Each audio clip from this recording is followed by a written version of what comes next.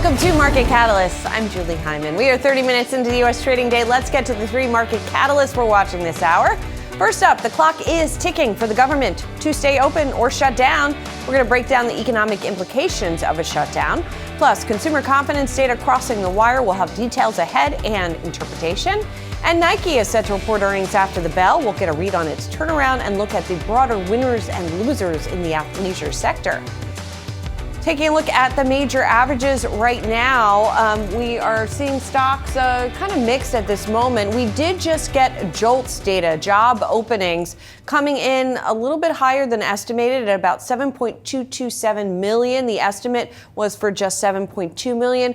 Key to watch in this data will be the differential between openings and sort of the jobs hard to get measure, if you will. We also just got U.S. September consumer confidence from the Conference Board. That came in a little weaker than estimated at 94.2. The estimate was for 96. We're going to dig more into all of these numbers in just a bit, but we are seeing the Dow very slightly higher this morning, kind of holding steady here. The S&P 500 very slightly lower. The NASDAQ off by about 0.2%. Looking across some of the other asset classes here as we react to the anticipation of that shutdown, the anticipation of tariffs, more tariffs going into effect, and that economic data, that we just got. We are seeing bond yields down just very slightly, 4.12%. So backing off of the levels we were seeing them last week of closer to 4.18%. So that's something we continue to watch. Continue to watch a little bit of weakening in the U.S. dollar. That has certainly been the longer trend. And also continuing to watch the commodity complex. Crude oil futures down today. Just looking at a little bit of a longer term chart of that as we look at the third quarter for oil. Of course, the last trading day of the quarter, we've seen oil come down by about 7% over the course of the quarter. And the inverse of that, and then some, is gold futures, which are up 15%. That has really been one of the standouts during this third quarter, even as we have seen oil weakening, gold going up and to the right. Here's what we see on the intraday sector basis for the S&P 500 with that mixed sort of balancing act weighing us down. We got energy shares off 1% as we see that decline in oil prices, consumer discretionary as well. On the plus side, we got healthcare and tech that are helping buoy markets today. And as always, we got to get a check on the big tech / AI trade. That is quite mixed today. NVIDIA and Apple trading a slightly higher, but we've got Alphabet, Amazon, and Meta all trading lower at the moment. Let's talk about the backdrop more now. The U.S. is charging toward a government shutdown. This would be the third under a Trump presidency as Republican and Democratic lawmakers remain at an impasse. Democrats firm in their demands to extend Affordable Care Act subsidies and reverse some cuts to Medicaid that were made in the tax bill, while Republicans push for a continuing resolution that would extend the government funding until November 21st. Now, stocks don't typically react strongly to government shutdowns, with the S&P 500 rising in the months following the shutdowns in 2013 and 2018. But with just hours left for Congress to avoid this shutdown, there are other economic factors to watch. So let's talk more about that with Joe Brusuelas, RSM Chief Economist, and Alex Morris, FM Investments CEO. Gentlemen, thanks for being here. Joe, let's start with you. What is the economic cost here? And there's a little bit of a wild card in this shutdown because some of the furloughs, if the government goes through with its demands, some of the furloughs of government workers could turn to actual firings, right? So how does that all factor in? All right, so the latest edition of the Fiscal Follies out of Washington, D.C. are a little bit more interesting than they normally are. You know, if you just take a look at it and you think, well, it's not that big of a deal. It's only going to create a drag of about 0.1% of GDP per week. Yeah, now that's if we have a short shutdown and they resolve it, say, by Sunday afternoon. Now, if they don't, if this turns into a more extended affair, let's say it goes through the week of October 12th to the 18th, you're likely to see somewhere between 600 and 700,000 workers furloughed, and we can't even guess at what the firings look like. What that will result in is a move in the unemployment rate from 4.3% to somewhere to 4.5 to 4.7, and that depends if they actually can execute the household survey inside the BLS establishment attempt to tell us how we're doing in the job market. So if that occurs, you can take that 0.1% and effectively double it. Creates a more modest drag. in the GDP in the current quarter, after all of these times, I mean, this is the seventh time in the past 30 years, my entire career arc, once every 3 years, or excuse me, once every 4 years, what you end up with is this really saps consumer confidence, damping spending, and saps corporate confidence, damping fixed business investment. That if this occurs under that limited scenario, we're going to see a hit to GDP this quarter. But Alex, I want to take it over to you. The fact that it is so, unfortunately, routine at this point, does that mean at some point consumers kind of get used to it, corporations kind of get used to it, and they see it as business as usual? I think you're right. It's kind of sad to say that as a government, we can't seem to get our act together to spend the money. And let's not forget, we punctuate our inability to run the government with the inability to fund it when we're going to start talking about the debt ceiling later on this year and certainly into next year. And it has become routine. As Joe points out, it's happened every 4 years. It's usually a day or two. In Trump season one, a 35-day shutdown took a $5.2 billion own goal against a plan that was designed to actually reduce spending, and we just increased it for no apparent reason.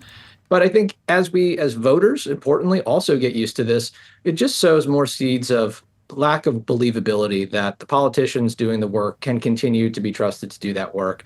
And that decline of morale really does start to sap all of those metrics that Joe spoke about, but then has all of these other unintended consequences that we're going to start to see over the next few months.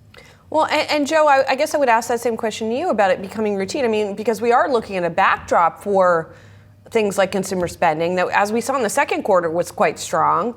It looks like that's continuing in the third quarter. So, what's the sort of real threat here? Well, investors have been conditioned to not respond in an overt way to these government shutdowns. Now, the debt ceiling debacles, that's a very different matter. When we approach those actually move fixed income markets usually about 4 to 6 weeks in advance of those things happening. But I think what you see right here is, you were mentioning the consumer confidence came in a bit weak. It was very tepid, actually. Consumers are reeling under what I call F squared U, food, fuel, and utility prices. And F squared U is a good way to describe how they feel.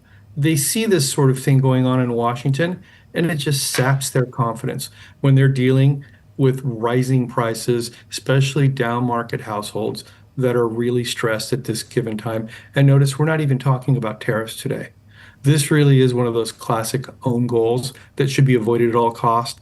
But both parties right now are not engaging in the shutdown to bolster the economy, to push interest rates lower, or to put us on a more sustainable fiscal path. They're doing it because they've got their own internal politics that have to do with their own bases.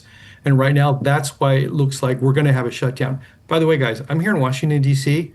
The House isn't in session. They're not even here this week. You know what that means? We're having a shutdown, come hell or high water, at midnight tonight. Yeah, it doesn't seem like there's a heck of a lot of debate about it at this point. Alex, Joe sort of is a little bit of the glass half empty, it feels like, in this equation. The markets would sort of beg to differ here, would they not, in terms of, and I know the market's not the economy, et cetera, but it's not the economy sometimes. It's reflective of people's perceptions of growth and earnings growth. And yes, it's down a little bit today, but we have seen it perform quite well. So what does that imply about the resilience of stocks in the face of all of this? Well, far be it from a fixed income guy to be accused of being the optimist in these situations. But I have to agree, the market is exerting its will. For the last 6 months, the last year, markets have continued to push higher in spite of a whole host of troubling global macro geopolitical news items. And this is being shrugged off as just another one of those items. And indeed, I think that the end result from this isn't markets that are materially moved, but indeed consumer and voter confidence that becomes further eroded. And if a shutdown does go on for a long time, for those of us who live in Washington, D.C. and remember what happened the last time around and then under Obama, the garbage starts getting picked up and all of these other weird things start to happen. And it's a good reminder that we need government services and a government that's functional, but sometimes we can do without the people doing the governing, as Joe well points out. And every time we remind voters of that and investors of that, I don't see how it's a good thing. Joe, I want to dig into the economic data that we got just a moments ago a little bit more here. We got JOLTS here, job openings at about 7.23 million from a revised 7.21 million. This is the figure for August. These are a little bit lagging compared with that July reading of 7.21 million. And so I guess, first of all, how would you read this? And second of all, how would you read this given that we probably are not going to get the jobs report on Friday? The problem's not demand in the labor market, it's the availability of supply. That's what's creating these very unique situation where we've got a very slow hire labor market where the break-even levels fall into 50,000. That's all we need about to keep labor conditions stable. But we're not seeing rising layoffs. Moreover, because of the unique confluence of demographics, 7,000 baby boomers retiring a day, and very tight immigration policy, we just simply don't have enough supply of workers entering the workforce at this point. So this is gonna continue for some time. And the totality of the data plus the policy standoff in Washington is creating a much more greater degree of difficulty for the Fed to stick the landing here. They're gonna have a real difficult time discerning what's what ahead of the October 28th, 29th policy meeting. Yeah, they've got their own anecdotes, so do I. Tomorrow, the ADP report is really going to loom very large. They expect consensus is around 50,000 on ADP, which was the same as what we were expecting later this week in terms of the market in the non-farms payroll report for September. So I think we're going to get more of the same, Julie. It's just sort of this inconclusive, uncertain economic outlook that's really clouded by a heavy degree of fog.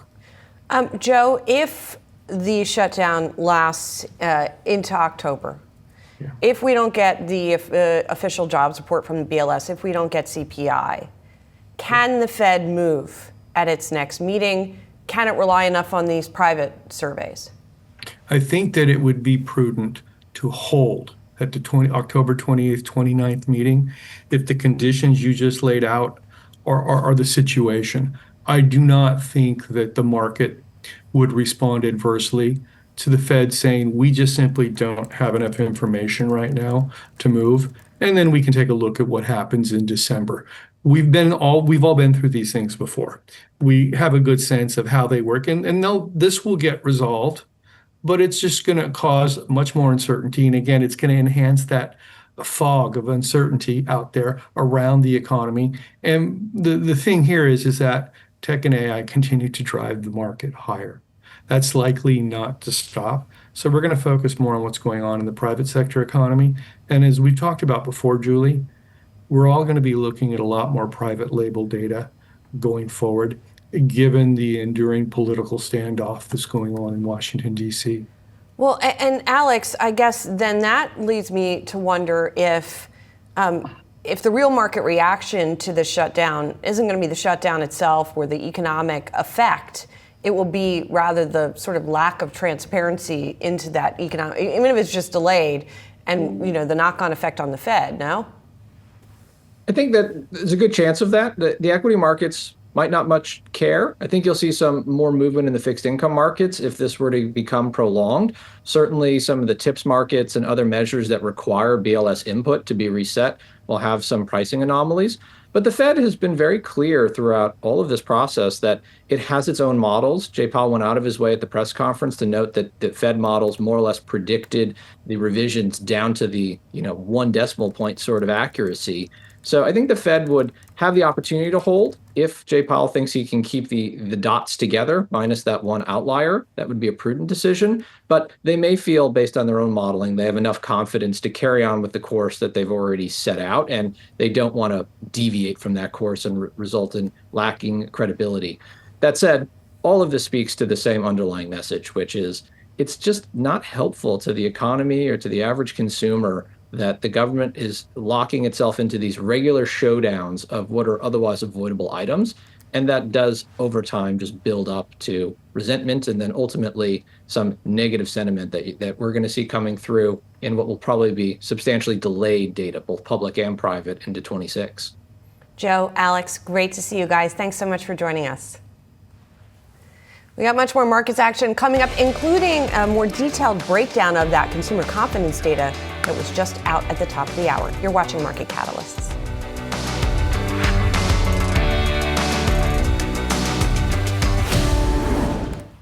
The Consumer Confidence Index for September coming in at 94.2. That is the lowest level since April. This from the Conference Board. Let's go deeper into the numbers and gauge what this means for consumers and their wallets. Joining me, Yelena Shulyatieva, the Conference Board senior U.S. economist. Yelena, great to see you. Not so great, though, on the confidence front, right? We're seeing this number showing waning confidence. I guess, first of all, what's your impression of it, and what do you think it's reflecting? Good morning, Julie. So I think what's important to see here is what drove the decline in consumer confidence this time around. If you look deeper under the hood, you'll see that it was the present situation index that dropped 7 points. And that is a concern because the present situation index has a better correlation with other economic data, such as consumer spending and what consumers actually are doing in response to what they are thinking. So what drove that decline was also the 9th consecutive decline in so-called labor differential, which assesses the how consumers feel about jobs availability. And that is declining on a persistently. And that is a concern because that's what consumers are worried about. They're worried about their financial situation. And in the case of, prices rising, the reason that, consumers are worried about the jobs market is really a big concern. So, in other words, they're worried that they won't be able to get a job, or it won't be, maybe they don't have a job right now. They're worried about rising prices here. It's so interesting, Yelena, because we see other economic indicators. You go back to the second quarter GDP revisions we just got. Spending was strong as part of that. Some of the other spending indicators have been strong. So is this a situation where you have consumers not feeling great, but still going out and spending?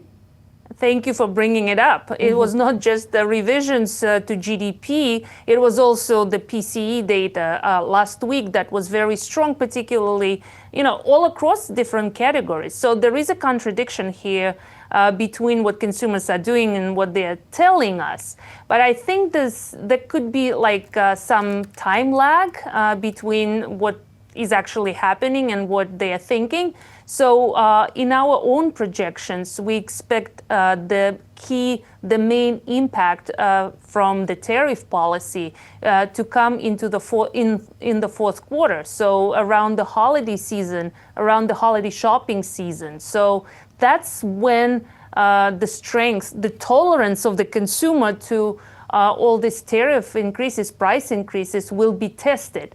So if consumers pass that test, well, that would be really great. But I think I am concerned that GDP growth and consumer spending will slow down into the year end. And consumers really don't have enough tolerance for that kind of inflation that we're expecting. Well, and how can we read between the lines of the Conference Board survey to figure out what they're thinking and what they're expecting about inflation? I guess we would look to their financial situation, how they're thinking about their financial situation going forward. We have an inflation expectation index, and that is elevated. We also ask consumers about what they think about inflation and prices, and they also give us some answers in the write-ins. And one of the key concerns that are reflected in the write-in responses are inflation and prices. Also, the job availability. So the key concerns, again, inflation and jobs. And that is a big worry for the consumers. That's what they're telling us. What are we seeing in terms of cohorts, right? Are there big differences in age, in gender, things like that stand out to you? There is no a persistent trend. It's very hard to discern. One month it's one group, the other month it's a different group. What was interesting in this latest report was a decline in independents' confidence, whereas Democrats and Republicans' confidence actually edged higher a little bit. But again, you cannot really say there is a trend there. There's always a mix of different groups and how their confidence is bearing. I think I would say that the recent decline in consumer confidence over the last several months, and particularly with respect to the labor market, that has been persistent, and that is the trend. It was a 9th consecutive decline in the labor differential. Again, that is a trend that worries us. Yeah. Makes sense that it would. Yelena, thank you so much for being here. It's great to see you. We got much more markets action coming up. Stay tuned. You're watching Market Catalysts.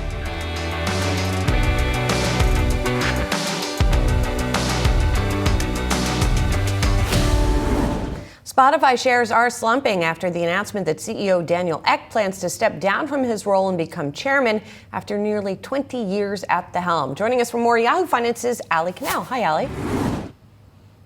Hi, Julie. That's right. And Ek will be transitioning to executive chairman effective January 1st, 2026, where he will focus on long-term strategy, capital allocation, and founder-led guidance. Now, taking over as co-CEOs, Alex Newstrom, Spotify's chief business officer, and Gustav Soderstrom, the company's head of product and technology, both have also been nominated to join the board pending shareholder approval. Now, I want to call this morning with investors. Ek called the move a natural evolution and said that Spotify is now in its strongest position yet. He compared the transition to moving from player to coach, adding that as executive chairman, he'll remain more involved than a typical U.S. chair and plans to guide the company's next decade of growth.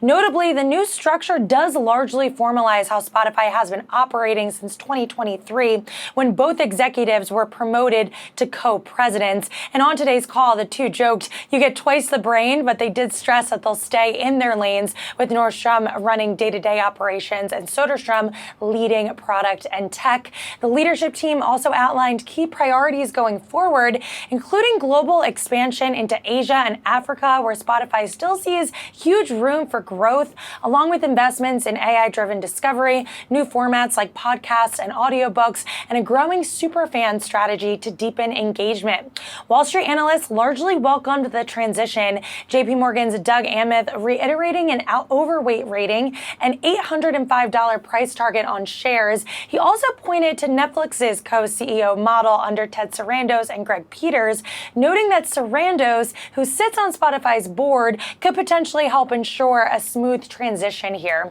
Now, shares of Spotify have surged nearly 100% year over year, despite some recent choppiness over the past few months. So it'll be interesting to see how investors continue to digest this leadership shift, even though fundamentally it seems, at least, Julie, not much is expected to change from a business perspective. All right, Liz.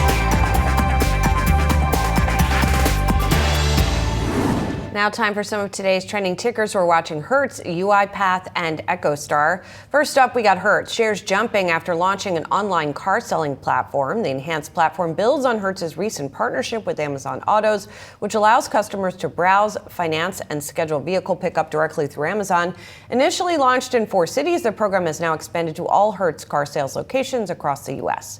Next up, UiPath, the maker of robotic process automation software, announced a collaboration with NVIDIA that's designed to help enterprise customers strengthen their existing workflows with AI capabilities in sensitive cases like fraud detection or care management in healthcare.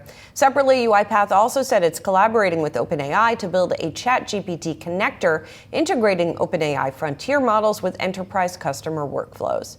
And finally, EchoStar, shares jumping after Bloomberg reported the satellite TV company engaged in talks to sell some of its wireless spectrum to Verizon. EchoStar put a carrying value of $9.8 billion on that spectrum. That's according to a regulatory filing. However, EchoStar recently sold licenses to AT&T and SpaceX for well over that metric.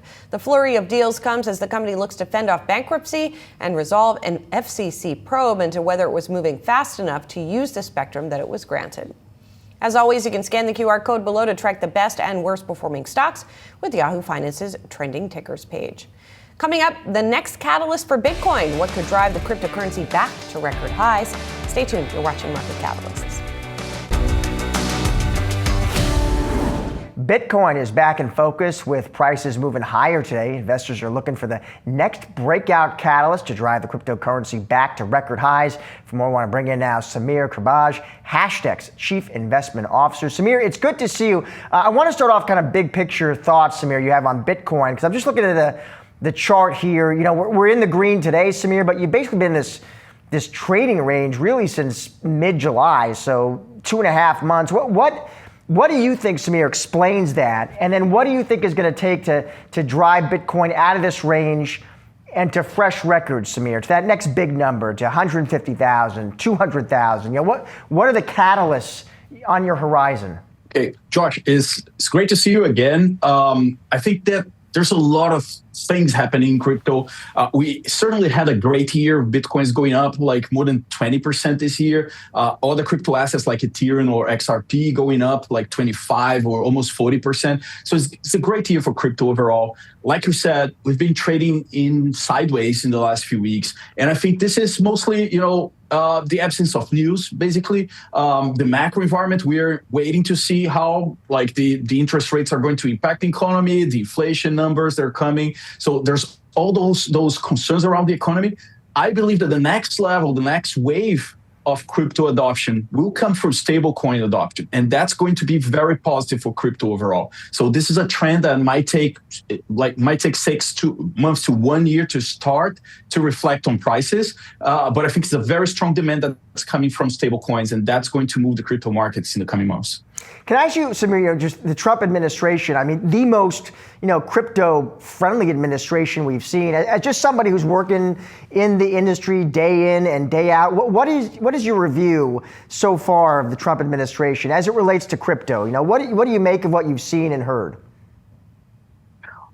When it comes to crypto, I think we're having a great administration. We're finally having an administration that listens to the industry, that tries to come up with good policy, that tries to balance innovation and investor protection. We've seen this on how the SEC is approaching this subject, how the CFTC is approaching this, even how the White House and the Congress are approaching this. So we just got a huge milestone for stablecoin adoption, the Genius Act.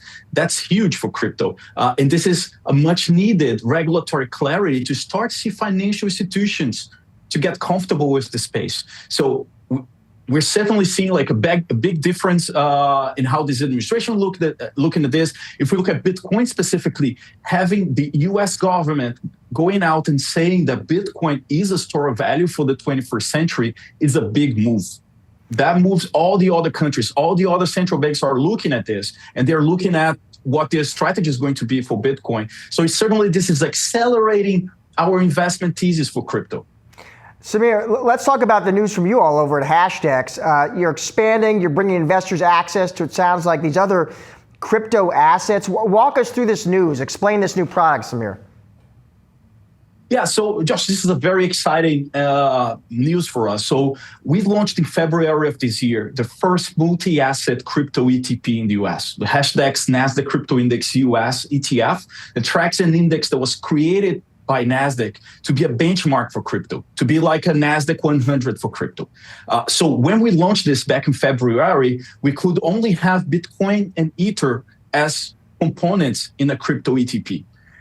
Recently, we got the generic listing rule approved by the SEC, and that rule basically sets a standard that if an asset satisfies that standard, it can be included in a crypto ETP. So recently, we've changed the listing rule of our products from a specific listing rule that was approved in February to this generic listing rule. And what this allows us is to expand the NCIQ over time. So right now we expanded from 2 assets, just Bitcoin and Ether, to 5 assets. So now including Solana, XRP, and Stellar. And over time, as more assets satisfy both the index methodology, the index eligibility rules, and the generic listing rules, they can be included in the index. So this makes it a product that's evolutive, that can evolve over time as the market evolves. We believe that we're very early in the adoption. It's too early to pick the winners. And the best approach for the majority of the wealth managers is to just have a broad exposure to the market. And this is what this product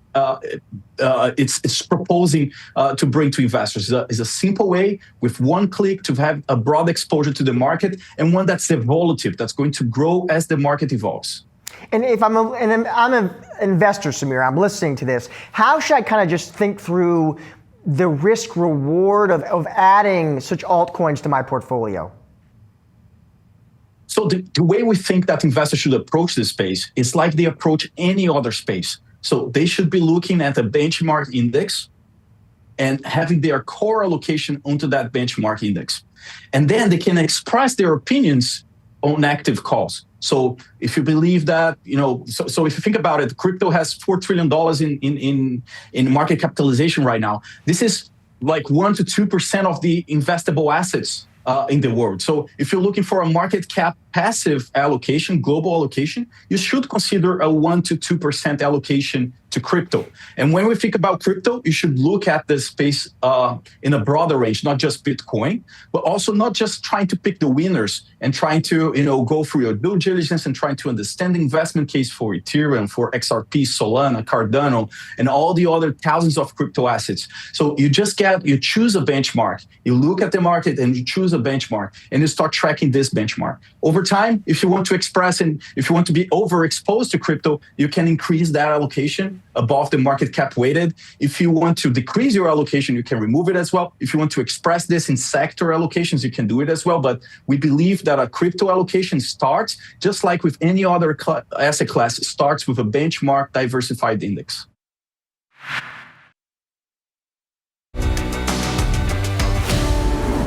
Nike is set to report fiscal first quarter earnings after the market closed today. Investors looking for an update on the company's turnaround strategy under CEO Elliott Hill. Joining me now, Jay Soul, UBS U.S. Softlines and Luxury Analyst. This is a nice treat. He's here with me in the studio. Good to see you, Jay. Thanks for being here.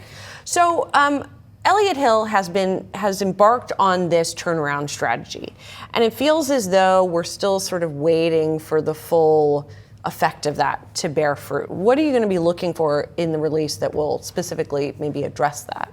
Well, Julie, that's the right question to be asking. And I think that Nike's made a little bit of progress, but we're still going to see sales down year over year. What we're looking for in this report is for their guidance for the second quarter to show that the sales growth rate will be a little bit better than it was in the first quarter. So if first quarter is going to be down 5% or 6%, we're looking for Nike to say, well, in second quarter, we'll still be down, but only like 3% or 4%. If they can say that, I think the market will be satisfied. So you came out with a note where you basically said, these are the 10 questions that we need to ask Elliott Hill. Yeah. Can you pick one or two that you think are the most important that he needs to address? Sure. I would say number one, he really needs to address what Nike's going to do to continue to drive growth in their running footwear business. Running is the strongest category within footwear.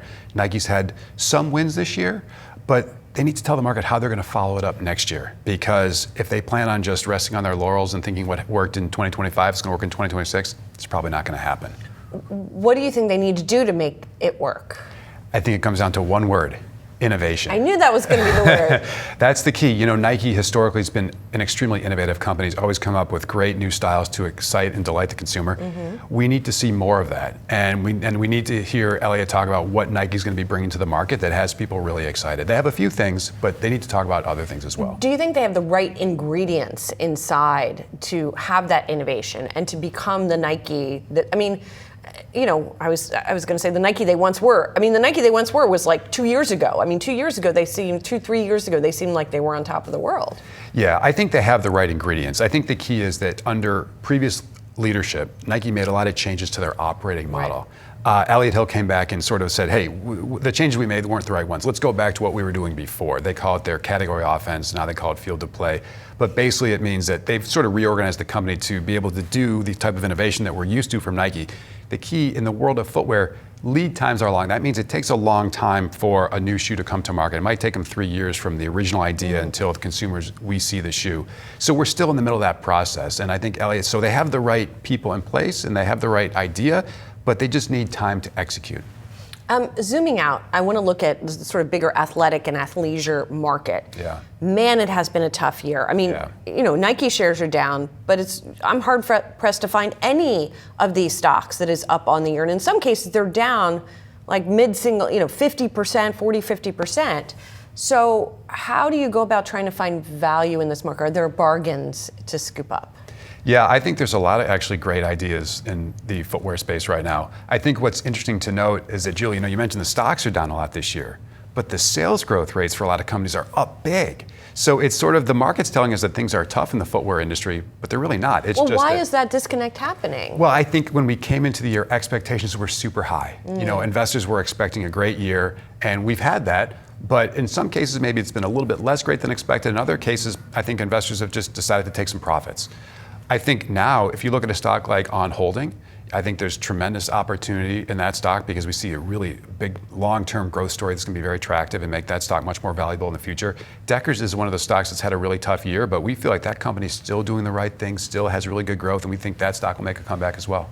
What do you think is going to bring together the perception and the reality? In other words, is it just that expectations had to come down so that these companies could then come and beat them? Well, I think at the end of the day, it always comes back to earnings. If the companies can show really strong sales growth and earnings that are above expectations, usually people change their mind about how they feel about a stock. And I think a lot of people are really worried about the macro situation in the US. Tariffs are probably going to drive some price increases at retail for the holiday season. I think investors are really worried that that's going to cause a slowdown in consumer spending, which will affect, a lot of stocks, footwear and apparel and other stocks as well.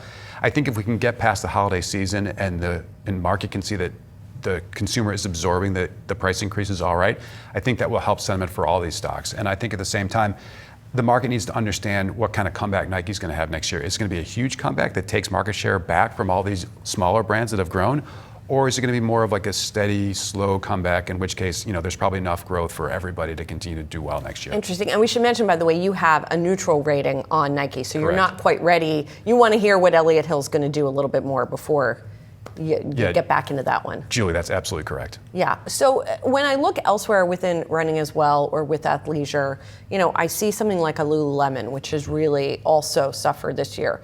They do sell shoes, but that's not the main business. What do you think is the trajectory there? Well, I think Lulu has done a great job. It's over $10 billion business. I mean, it's one of the largest athletic wear brands out there. But if I wanted to invest in the athletic apparel space, because like you said, Lulu's mostly athletic apparel, I'd look at Under Armour. Under Armour is a stock where sentiment is very negative. Investors have almost forgotten about this stock. But they have a lot of great innovation that's coming next year. I think you're going to see a lot of newness in apparel. You're going to see a lot of newness in footwear. They've done great in accessories like backpacks and hats. And I love it when there's a company where sentiment is very negative, but the fundamentals are about to get better. In other words, we're going to see an acceleration in the sales growth rate. Typically, that leads to PE multiple expansion, which really leads to nice stock price returns. So Under Armour is the name I would look at in athletic apparel. All right, lots of good ideas for people. Thanks so much, Jay. Good Thanks, to Julie. see you. Thank you. All right, we are going to take a break, but coming up, we got full market coverage ahead in the second hour of Market Catalyst. Don't go anywhere.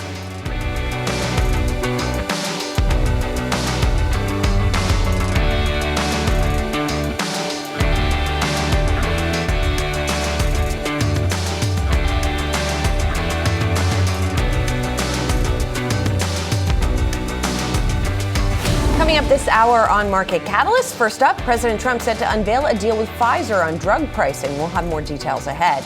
Plus, we'll look at how the government shutdown will affect economic data and retirement benefits.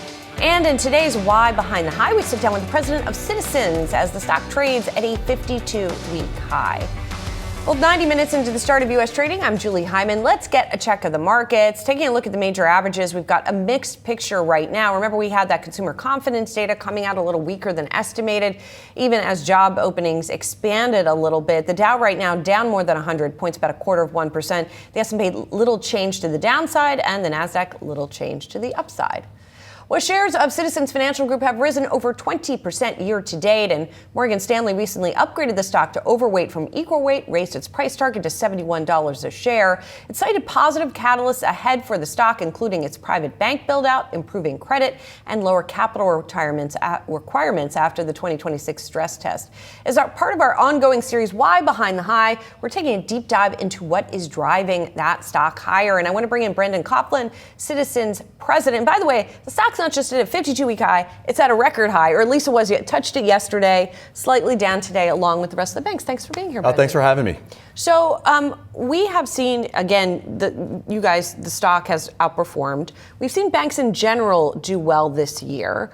But what have been some of the things that have changed for you guys that have been some of those primary growth drivers? We're feeling really good about how we're positioned. We're coming off our 10-year anniversary of our IPO last year, and now we're starting to really think about how we bring the bank to the next level.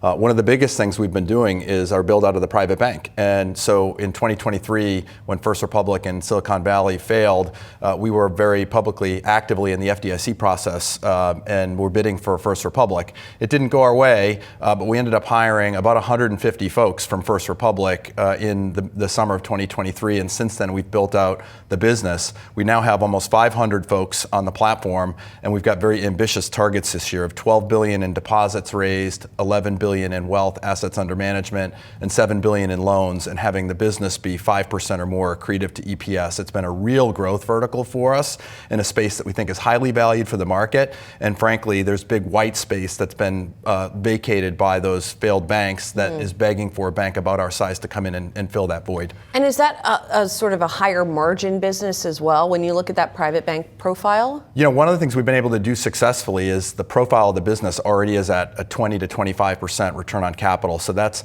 accretive to Citizens overall, which is really what's been really attractive to our investors and helping to drive the share price. It's a high margin business.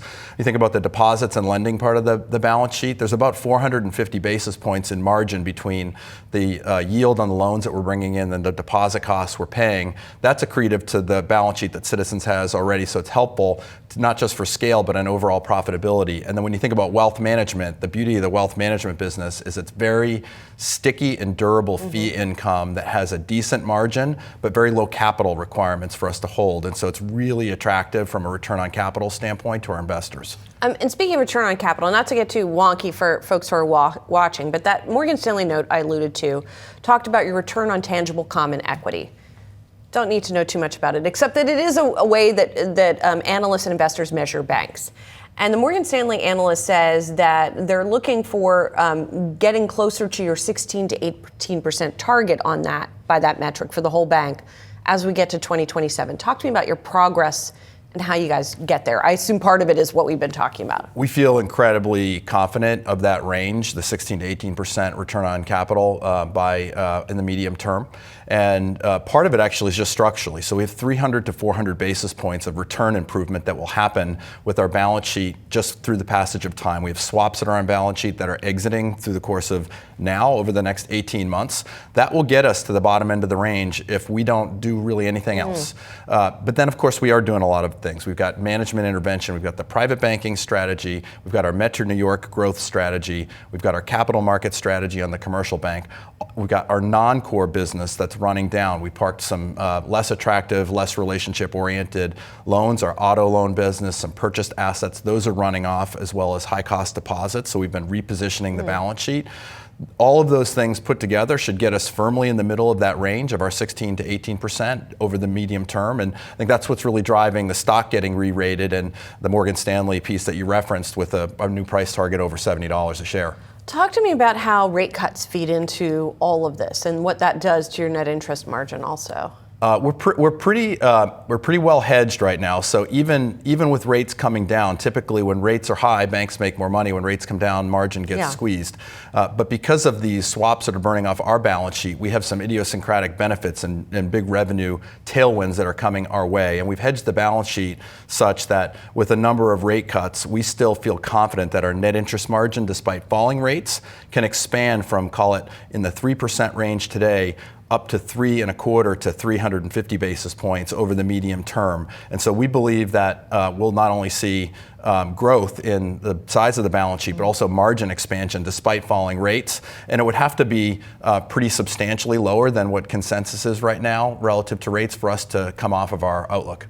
And what about the demand side of the equation? And there's so much debate right now about where the economy is going, but up till now, it's turned out to be better than a lot of economists would have forecast. So how are you seeing loan demand trends right now?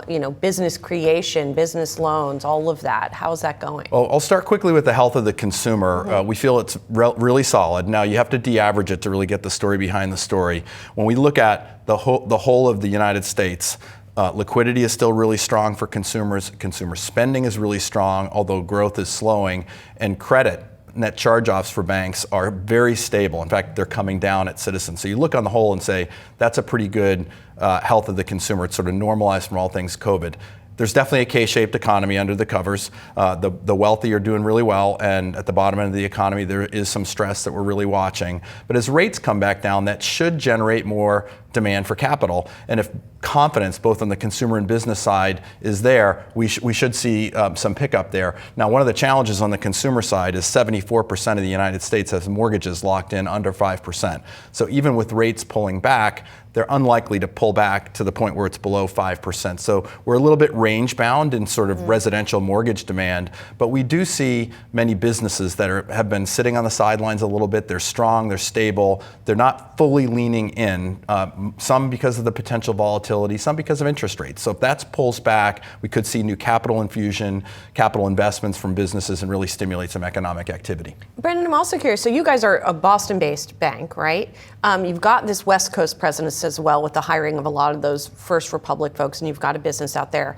Geographically, where are you looking to grow? You've got the growing office here in New York as well. Where are you looking to grow, and are you seeing differentials in demand geographically also? Certainly, there are areas of the market that are growing faster than others, and we see great demand in the Southeast, in Florida, in Texas, right, you're in Florida, parts of California. And we're heavy in the Northeast. Our traditional footprint is 15 states where we have retail branches.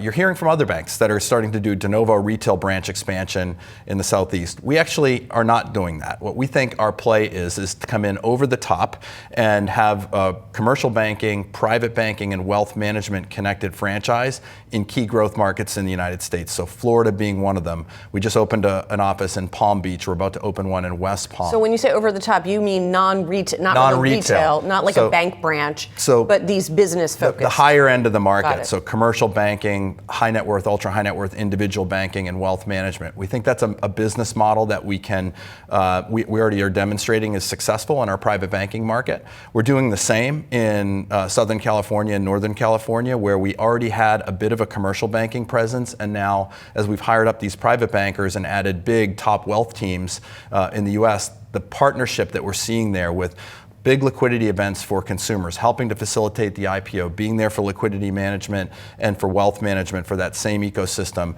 banking the private equity and venture space on the West Coast in particular with all that is going on with AI right now. There's a great space there that what we like to think of ourselves as we've got all the capabilities of a GSIB bank, but we're small enough to bring it together and unite those capabilities around a single customer, and it's really, really working. So that's been our expansion strategy, is to go after that part of the market, leaving retail banking aside. If we were to do retail banking, it would likely come through acquisition at some point, which we're really not focused on right now. Okay, well, when you are, you can come back and talk to us about that. Brendan, thank you so much. Thanks Good to see you. You too. Appreciate it. We got much more markets action coming up. Stay tuned. You're watching Market Catalysts.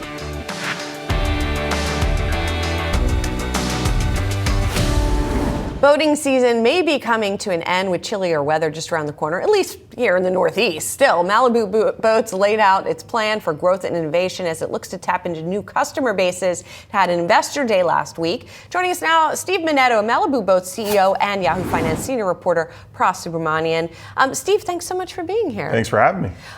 So at your investor day, indeed, you guys laid out some of your goals here. What do you think is most important for investors to know who might not be familiar with the company?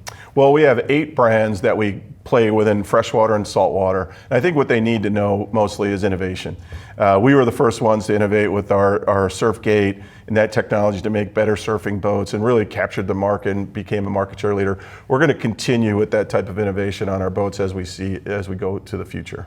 You mentioned innovation. We've talked to other boat makers about electrification, autonomous tech. Is that something that's sort of not really your bread and butter just quite yet? Not quite yet, but we are looking at electrification and how does that go. But what we are looking at is how does technology make it simpler to use the boat. And think about boating in 360. It's like when you're on the water, you just want to have fun, but also boating when you're not on the water, how do you take care of it, how do you maintain it, and so forth. So we're looking for technology to help the total 360 experience of the boating. Where are you seeing the most growth across your brands? We start to see that in our cobalt lines and our saltwater lines as well.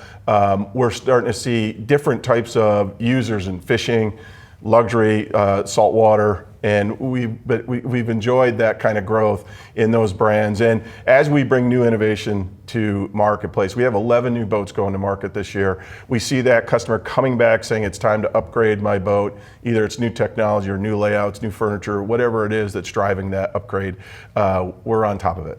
We were talking earlier about the consumer in general. We had a guest just on talking about confidence and how you were saying that the consumer is healthy from a financial point of view, but is a little bit wary from a confidence point of view. How do you kind of not convince them, but how do you kind of help them with that decision, saying, hey, you know what, maybe the boating is right for you. Maybe is it a different payment structure? How do you help that consumer? Yeah, it's right on the fundamentals. The consumer is pretty resilient right now, but consumer confidence down a little bit. We're actually creating VIP events where we're inviting people to enjoy the boat one-on-one, putting them in sea trials, getting them out onto the water, and taking a personal approach to it versus, just, hey, show up to a boat show and so on. We love the boat shows. They're great for our business. But that personal VIP is to kind of get them confident. This is the boat that they want. They want to go out and use it, and bring your family along. Family boating is always at the core of our business.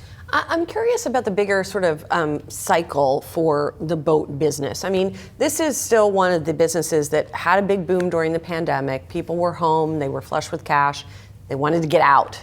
And so we saw, not just for your business, but people buying boats. Since then, we've seen certainly the stocks have come off a decent amount. Where are we in that cycle, and do you expect to see an upswing? Do you expect to re-achieve some of those highs that you saw during the pandemic? Yeah, we are in a fifth year of this long down cycle after COVID and so forth.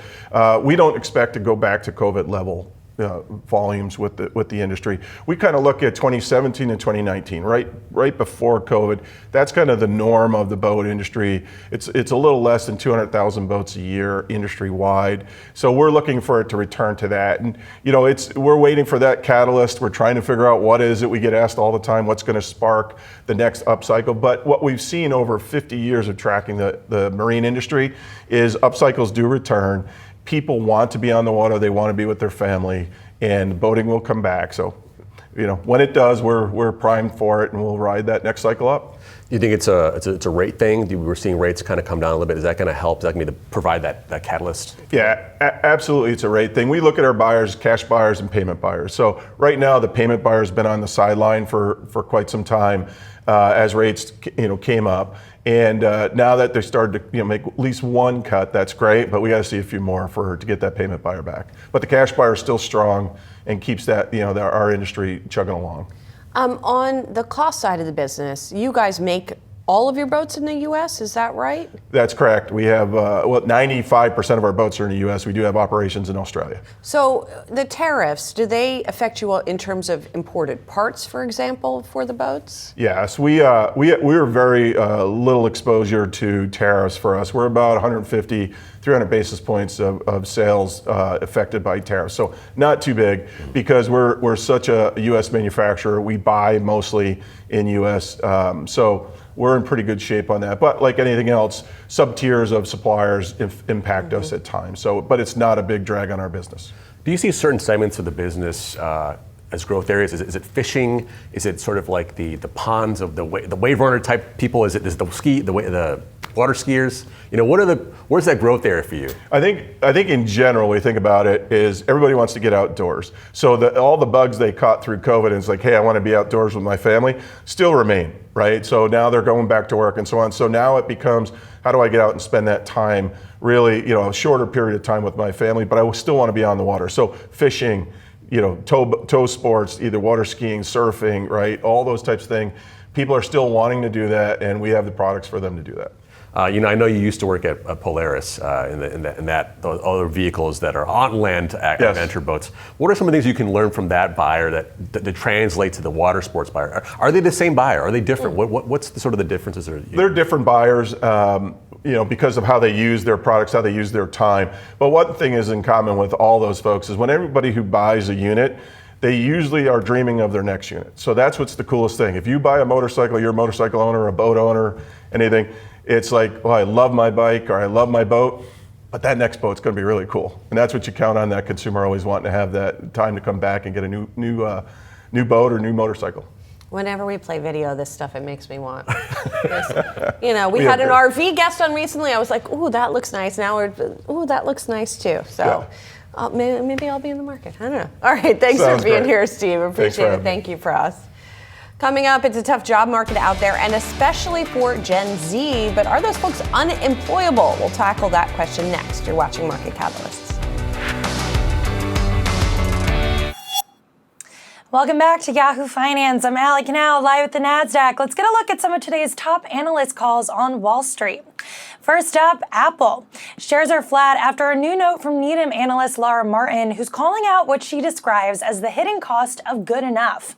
Martin argues that iPhone prices haven't kept pace with inflation and blames that on a lack of innovation. She estimates that Apple's revenues would have been about 13% higher since 2019 if the company had raised prices in line with inflation, calling it a missed opportunity tied to what she describes as value-destructive pricing policies. In other words, Apple's added new colors and cameras, but not enough killer features to really justify meaningful price hikes. That's why Martin is sticking with her hold rating, saying that Apple still lacks the pricing power that comes from true product differentiation. Next up, Warner Brothers Discovery. Bank of America analyst Jessica Reif-Ehrlich continues to see unbundling as the most likely path forward, with a company split targeted for early Q2 2026. The view here is that separating the business could unlock more value and potentially spark a bidding war for WBD's studio and streaming assets. Ahead of third quarter earnings, analysts point to strong box office tailwinds and steady momentum in streaming, although linear TV advertising does remain a challenge. Bank of America raised its price target on shares to $24 from the prior $16 and reiterated a buy rating, citing improving fundamentals, a strong content slate, and multiple catalysts heading into next year. And finally, Celsius Holdings. Shares are rising after Morgan Stanley upgraded the stock to overweight from equal weight. The firm sees another leg higher for the energy drink maker as top-line growth accelerates, especially with competitor Alani moving under Pepsi's distribution and Monster once again raising prices. Morgan Stanley boosted its price target to $70, implying more than 20% upside from current levels. The firm cited strong category demand, low elasticity, and easier comps through mid-2025. Celsius shares have already surged over 100% so far this year, and we'll see where things can go from here. We'll keep it right here on Yahoo Finance. We'll be tracking all the market moves throughout the session.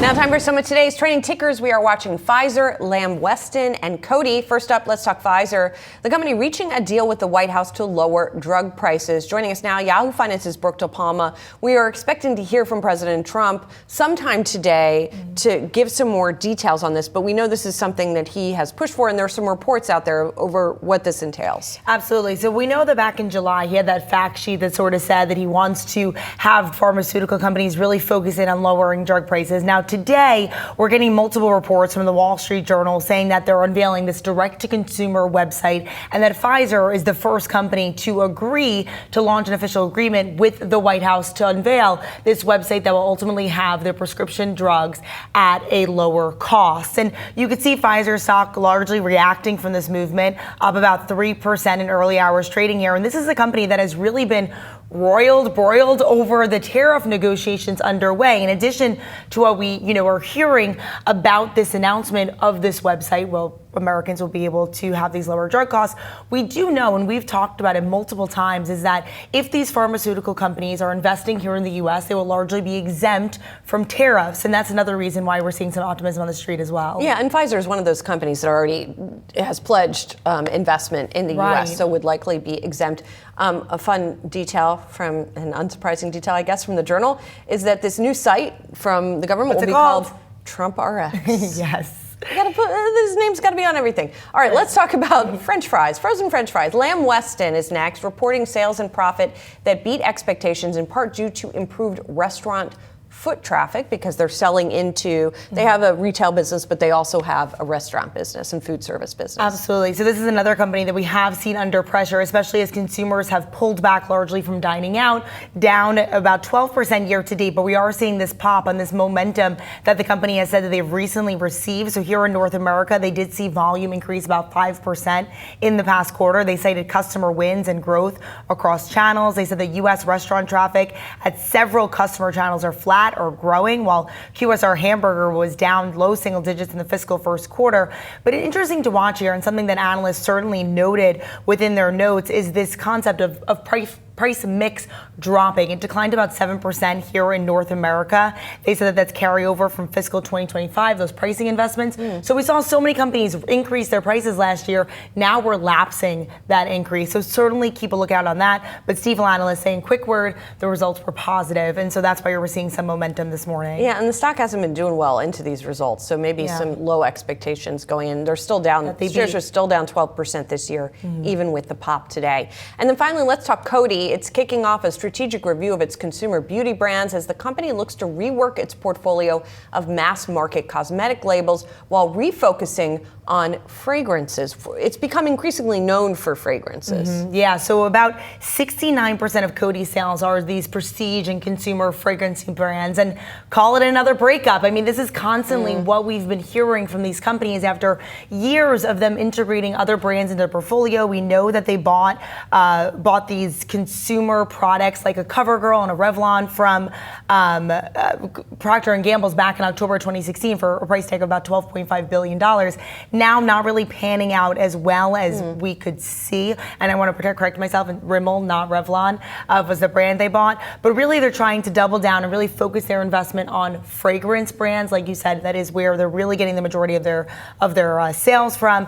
They said that they're reviewing their consumer beauty, they're exploring partnerships, divestitures, spin-offs, and other actions. So once again, this is just another company really taking a good look where exactly our customer is going to. That is fragrance right now, so perhaps we'll see them sort of take off CoverGirl. But it's also worth noting that they sell everything from $5 to $500 when it comes to their scented brands, and that's really who's winning right now: value and luxury. These barbell. Yeah, this barbell strategy. That's what we've been hearing all year long. Yes. Thanks so much, Brooke. Appreciate it. And as always, you can scan the QR code below to track the best and worst performing stocks with Yahoo Finance's trending tickers page. Well, while the national unemployment rate has hovered just around 4% for the past several months, the most recent figures for Gen Z in particular paint a much more darker picture for that younger cohort. Some say the emergence of AI is to blame, but my next guest argues it's also due to a misalignment of values between younger workers and hiring managers. Susie Welch is CEO of Becoming New Media and co-author of a recent study that aimed to answer the question, is Gen Z unemployable? You wrote about this in the Wall Street Journal, Susie. You teach these kids as well. And what, I guess, surprised you the most as somebody who interacts with Gen Z in terms of what they value, according to your research? I wasn't surprised by the values because I teach these students and I know their values well because we test them with a tool called the Values Bridge, which was developed in my labs at NYU. And so their top values were not a surprise, those being self-care, which we call eudaimonia because we are trying to be less judgy about it. This is a Greek word meaning flourishing. Voice, which is authentic self-expression, and helping other people. These are their top values. When we did a second survey looking at what hiring managers are looking for, it was not surprisingly, the value of achievement, learning, and the third one, work centrism, which is a desire to work. And so I think what did surprise me is not the different values, but what surprised me was the magnitude of the disconnect, that only 2% of Gen Z has the top 3 values that hiring managers are looking for. Now, whether that's related or not to the hiring numbers, I don't know. I think that it does explain the frustration when Gen Z is often hired, and whether or not there are structural reasons they're not getting hired is another question. How do we separate out Gen Z from other generations? In other words, like, isn't like stuff like self-care, like just because they're young? It could be part of it, right? Absolutely. I mean, like, do we have the comparable sort of what values were? Okay, so we do. We have because 70,000 people have taken this test, the Values Bridge. We have data on all the different generations, and we are now currently replicating it for other generations. But the older generations, my own generation, definitely values achievement more and affluence more, and part of this. Absolutely. Part of the reaction that I got from the Wall Street Journal piece was, oh, they're just young, they'll grow out of it. I'm not so sure. I'm not so sure because I think they really deeply value self-care and taking care of themselves because they think that the bargain of postponing joy or postponing your happiness for somebody else, they think that bargain's over. So they saw their parents do that. They saw previous generations make a deal with their employers. I'll postpone my own happiness and fulfillment and pleasure, and eventually I'll be paid off for it. They're not so sure that's going to happen, especially with AI coming. So I'm not so. Some of them will have to grow out of it because the gravy train will be over, and mom and dad are going to say, okay, really now it's time for you to get on your own, and they may have to suppress some of their values. But we'll see. 98% is a lot of people to say, I don't want to. Well, and what's interesting is maybe they're right. Maybe they are. Maybe they think that the bargain, that you work, the hustle culture that, I'm Gen Z, that was definitely part of my mentality is you work hard before you have kids, and then you still work hard even when you have kids. and then you work hard after the kids grow up. And then eventually maybe, you get to retire with your hard-earned, Absolutely. I say to them all the time when I'm in class with them and I hear their values or when I see the results of the Values Bridge, I say, maybe they're right. It's not how I live my life, but values are choices. I mean, these are not virtues where we all agree virtues are good. They can change over time. They generally are pretty stable after age 25, but I would say what ends up changing is how much we live them or don't live them. But I think, look, maybe they're absolutely right that the bargain that we had before when I was coming up was a bad one. Time will tell. So I guess the challenge for both these kids and employers is, of the 2% where the values do align, hiring managers are going to prioritize those people. But how do they find them? Yeah. And how do those people, does it sort of just naturally happen? No, I think that this is, as one CEO said to me after the research came out, this is a cage match worth fighting. I mean, I think the companies that have hiring leverage, so the companies with good brand names or places where people want to work, like Google or Meta or Spotify, or companies where people, oh, I really want to work there, that's so cool. They have hiring leverage. They'll go find that 2% early. They'll know where to find them. They know how to interview for them, and they'll get picked off quite early. And I think that the really powerful hiring companies know how to find them and will. And I've gotten a lot of incoming from people in companies saying, well, is there a way to find these? And I was like, if you're asking now, it's a little late because some other companies have a real head start on it. Other companies, look, they're going to have to dig in and hire the people who are in the 98%, say, who have these different values. And they're going to have to make a decision as companies how much they accommodate them.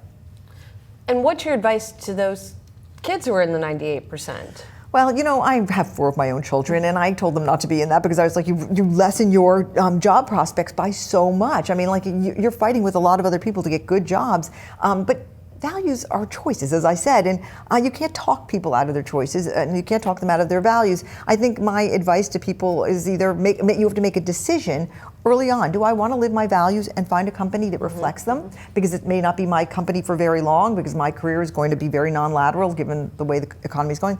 Or do I say, well, that bargain might still hold and I'm going to take a bet on it? This is all about trade-offs, which I often tell my students, this is just being an adult, and now it's time for you to make adult trade-offs. It's, no one likes it, but you have time to make some decisions. So to come back to the first question and the Yeah. title of your piece. Is Gen Z unemployable? Yes. I mean, look, that's not my title, right? That's the title they put on it, for better or for worse. When I saw it, I was like, what?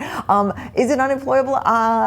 It can't, I guess my sort of existential answer is it can't be unemployable because we need them desperately. Right. Under what circumstances we hire them and they work, that's the open question to me. There are definitely aspects of them with their values that make them less employable to certain types of organizations and look, we talked to a lot of hiring managers. It was a good study which we replicated, and they know what they want, and they're the ones who are going to have to make the decision about whether they compromise. Susie, thanks so much for coming in. My really pleasure. Interesting stuff and interesting debate that will continue. Yeah.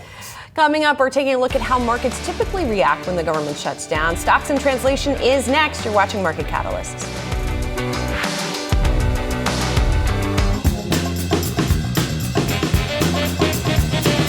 Washington is in turmoil once again, with investors wondering how a government shutdown can affect their money. That's what we're digging into on today's Stocks in Translation. A shutdown happens when Congress misses a budget or a short-term fix. Essential services keep running, but many others pause as most federal workers are temporarily let go or furloughed. So let's break down what a government shutdown is and is not. First, it's a temporary funding lapse. It slows some services, and it can delay many data releases, like the monthly jobs report we're supposed to get this Friday. It can also delay federal permits and loan approvals. Just as important, here's what a shutdown is not. It isn't a government default on debt. Also, stocks and bond markets do not close. And essential services like law enforcement, transportation, Social Security payments, they keep on going. It's not the end of the world, but it can cause inconveniences.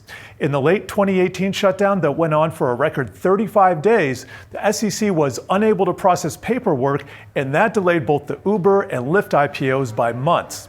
Now let's take a look at the actual market impact of the 11 U.S. shutdowns since they became a thing in 1980.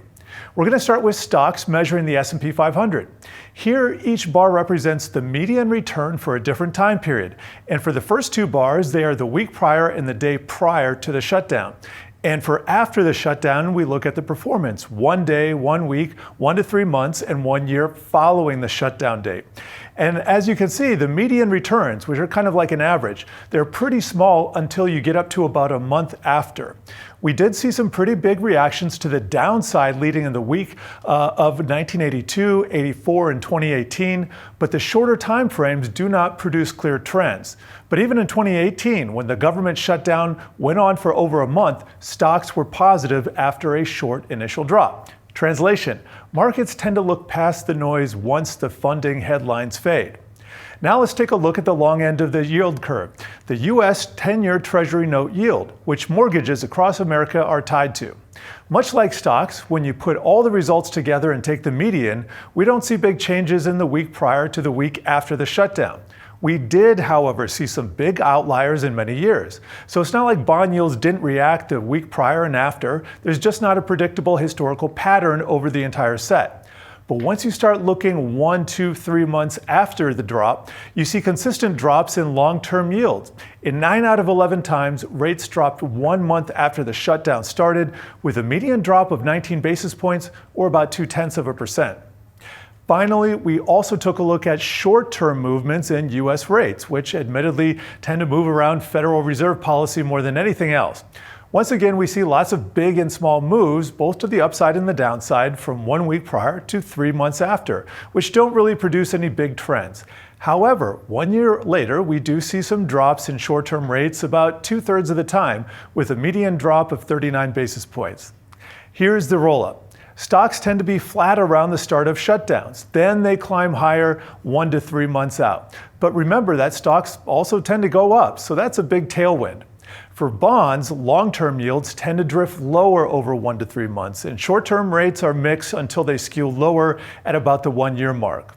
And here's what to keep an eye on. First, the continuing resolution path. That is a quick off-ramp to avoid or end a shutdown. 2, length matters. The longer the standoff, the more it can nick growth expectations and pull long-term rates even lower. 3, data delays. If reports slip, markets lean harder on data that's not coming from Uncle Sam. And finally, we do see spillover effects as federal contracts, small business loans, and travel and park areas, they can all feel the stoppage. Wrapping it up, shutdowns are politics loud and markets quiet unless they last. And tune into the Stocks in Translation podcast for more jargon-busting deep dives. New episodes can be found on Tuesdays and Thursdays on Yahoo Finance's website or wherever you find your podcast. Stay tuned for more market catalysts up next. A new book out today explores the financial difficulties that Gen Xers are facing and what they can do about it. It's called Retirement Bites, a Gen X guide to securing your financial future, and it's written by our own Yahoo Finance senior columnist, Carrie Hannon. She is joining me now here in the studio. Did you write this book for me, Carrie? Of course I did. It feels like it. I mean, and for those, let me explain to the younger cohort. Retirement Bites, of course, is a play on Reality Bites, the seminal Gen X film with Ethan Hawke and Winona Ryder. About the anxiety of growing up. Yeah, and exactly. This is about the anxiety of, oh my gosh, we're almost at retirement. But not all Gen Xers, right? The youngest one is around 44. The oldest Gen Xer turned 60 this year. Wow. That's why it's important to pay attention now. There's runway ahead, but. And what are the challenges as you started to research this book? What are the biggest challenges for this cohort?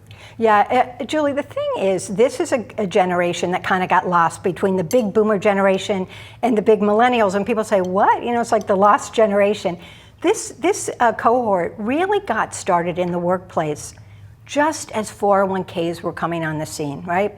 Pensions were fading away. And frankly, nobody gave us much education about what to do. Like, what are these? What are we supposed to be doing with these? There were very few options to invest in, and a very small amount of money you could set aside. So it was the beginning of the do-it-yourself saving for investment. And so it was very difficult for many people. And I know I personally cashed out a 401k after 5 years because nobody told me I shouldn't. And when you think back what it would be worth today, it's pretty daunting. This generation has also gone through recessions. They've been through lots of sort of gyrations in the economy. And the most daunting thing, Julie, is they're facing a lot of dealing with aging parents right now and children in college and education. Right, the so-called sandwich generation now, right? Between, I mean, I'm in that category. I think a lot of my peers are in that category as well. So what are the kind of biggest lessons that you want to communicate through the book? Like where do people need the most help? Yeah, when we talk to a lot of Gen Xers, I should say I also wrote this book with Jenna Herron, who was a former editor here at Yahoo Finance. And here's the thing, you talk to them and people say they're either are woefully unprepared or they think they are. And I say, have a little chutzpah. You've got some runway ahead. The most important thing you need to do, this is a scrappy generation. This was the latchkey kid group that ate Pop-Tarts, You've got to, sit down through that budget. Really, get lean and mean. Where's the money, going? And especially as you get closer to that, 50s and 60s, there's lifestyle creep. You're spending on things that you might not even realize it. So this is your time to take control. That's the number one piece of advice. Also, be optimistic. If you can just give yourself a break here, don't be so down in the dumps about whether you're unprepared. But it's part of our generation to be skeptical and cynical and all of that about where we are, right? So true. But if you can be optimistic, study after study say that people who are optimistic are better they're more successful at investing and getting ahead with financial security. So try.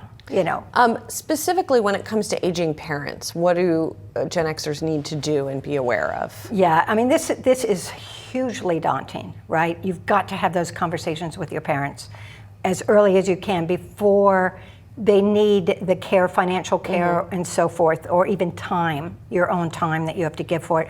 So if you can start that conversation with what kind of assets do you have? Most people are going to have, with longevity, people living longer lives, towards the end of life, there's going to be a need for assisted care, and we all know this is enormously expensive. Yeah. So as early as you can, let's get on track. What should we be planning for as best you can? And then on the flip side with the kids, I mean, at a time when higher education is more expensive than ever, how many people are starting those accounts early to fund their kids' education. Yeah, you do need to have those funds for sure, but I gotta say, it's more important to save for your own retirement than it is to save for your kids' college fund, because even things have been, sort of quaking a bit around student loans, but it's still possible to get loans. You can't get loans for your retirement. That's a great point. Yeah. And one other thing I will say about Gen Xers, right? They have a lot of credit card debt because credit cards were just coming on the scene in the big way. Like, use this card, get another card. You have, oh my gosh, on college campuses? Remember? It's just insane. Yeah. So there's a high amount of credit card debt. This generation has the highest amount of student loan debt as well. These are two daunting things, but home equity is the sort of saving grace here. A lot of Gen Xers have built up home equity, and this is a very good thing. So I think that there's some positive things, and the book really is meant to say, hey, you got this. This is your playbook. Let's jump it up a little. A little hope for my shriveled Gen X heart here. Retirement Bites is the book written by our Carrie Hannon and Janet Herron. Looking forward to digging into it. Thanks, Carrie. Appreciate it. Thanks, Julie. And as we head to break, let's take a look at a live shot of President Trump. He's at the White House, and he is announcing a drug pricing deal with Pfizer. We're going to have more details on that throughout the afternoon. Stay tuned.